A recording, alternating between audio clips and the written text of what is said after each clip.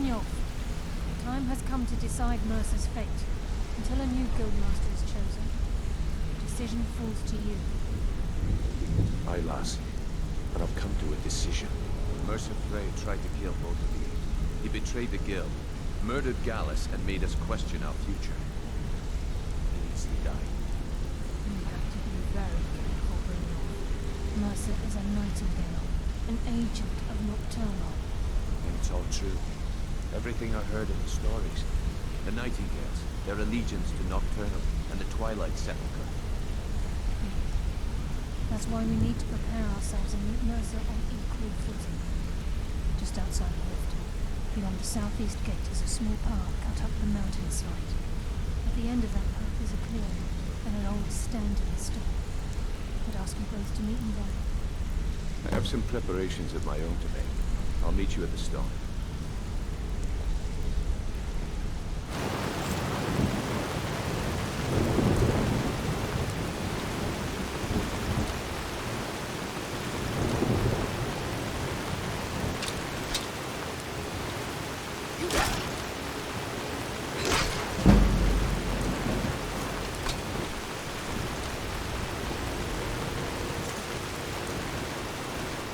You're here.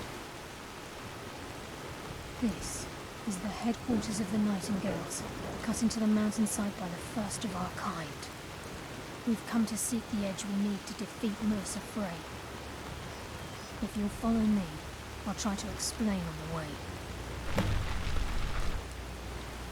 From the moment you were struck with my poisoned arrow at Snowvale Sanctum, my path changed its course.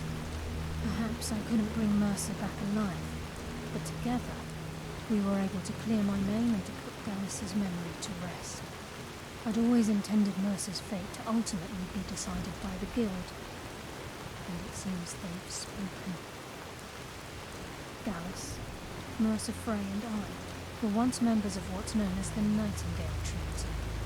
The Trinity disbanded 25 years ago when Mercer Frey betrayed us by slaying Gallus and dumping his body in the ruins of Snowvale Sanctum. Indirectly, the Trinity is usually selected from the ranks of the Guild, although its existence is a closely guarded secret. The Nightingales protect the Temple of Nocturnal, a place known as the Twilight Sepulchre. She's the mistress of night and darkness, and the patron of every thief in Tamriel. Nocturnal isn't one for worship and reverence. There are no priests and no sermons, no services and no alms. She influences our luck, and in return, demands payment. You're closer to understanding than you realize.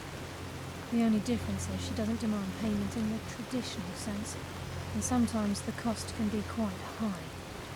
Whether you know it or not, Nocturnal dictates how well we perform as rogues. Again, you have to think differently. Haven't you ever noticed how our luck behaves? Like a novice picking an impossible lock, or a blind man suddenly turning to face you as you reach for his pocket. It's through these subtle means that Nocturnal influences us. Nocturnal's whim is the greatest mystery to everyone. There have been volumes written on the subject. Does she exact payment when we die? When we suffer? Does she revel in our misery? No one knows. The return certainly seems worth the risk, though. It's my hope that you will, yes. This way, please. I'm just as present as you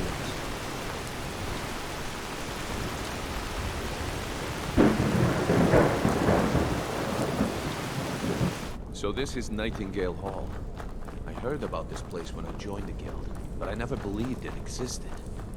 The assumption that the Nightingales were just a myth was seeded within the Guild on purpose. It helped divert attention from our true nature. What's wrong, Brynjolf? I can almost hear your brow furrowing. I'm trying to understand why I'm here, lass. I'm no priest, and I'm certainly not religious. Why pick me? This isn't about religion, Brynjolf. It's business.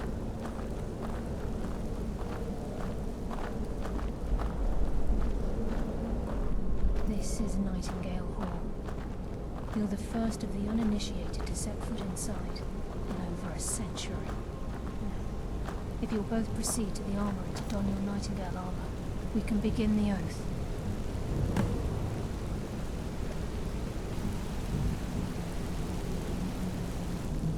This is enough to make your head spin, eh? You appear hesitant to don your Nightingale armor. What's troubling you? Time's wasting, and Mercer's still out there. Let's get this show on the road.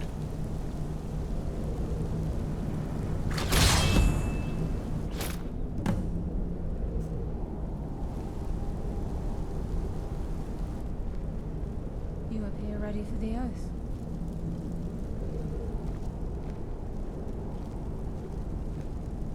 Okay, lass. We've got these get-ups on.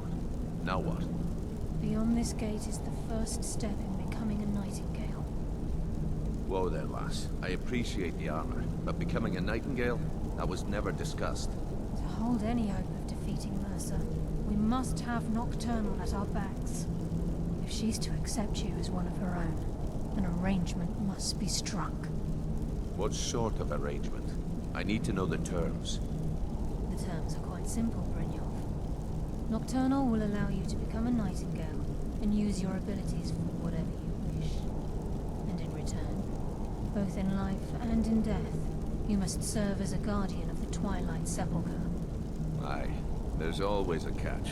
But at this point, I suppose there isn't much to lose. If it means the end of Mercer Frey, you can count me in. What about you? Are you ready to transact the oath with Nocturnal? Good. After I open the gate, please stand on the circle. I think we should trust the lass and take the deal.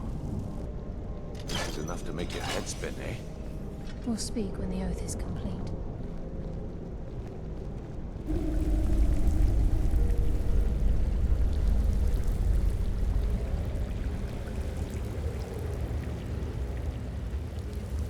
I call upon you, Lady Nocturnal, Queen of Murk, and Empress of Shadow. Hear my voice. Ah, Carlia. I was wondering when I'd hear from you again. Lose something, did we? My lady, I've come before you to throw myself upon your mercy, and to accept responsibility for my failure. You're already mine, Carlia. Your terms were struck long ago. What could you possibly offer me now? I have two others that wish to transact the oath, to serve you both in life and in death. You surprise me, Carlia. This offer is definitely weighted in my favor. My appetite for Mercer's demise exceeds my craving for wealth, Your Grace. Revenge. How interesting. Very well. The conditions are acceptable. You may proceed. Lady Nocturnal, we accept your terms. We dedicate ourselves to you as both your avengers and your sentinels. We will honor our agreement in this life and the next until your conditions have been met. Very well. I name your initiates Nightingale, and I restore your status to the same, Carlisle. And in the future, I'd suggest you refrain from disappointing me again.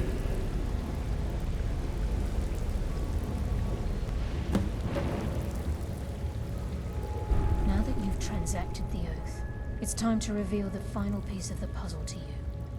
Mercer's true crime. Mercer was able to unlock the Guild's vault without two keys because of what he stole from the Twilight Sepulchre, the skeleton key. By doing this, he's compromised our ties to Nocturnal, and in essence, caused our luck to run dry. Well, yes, but the key isn't only restricted to physical barriers. All of us possess untapped abilities, the potential to wield great power securely sealed within our minds. Once you realize the key can access these traits, potential becomes limitless. Good. Then you understand why this is about more than just Mercer's lust for power. If the key isn't returned to its lock in the Twilight Sepulchre, things will never be the same for the Guild. As time passed, our luck would diminish to the point of non-existence, and whether you know it or not, our uncanny luck defines our trade.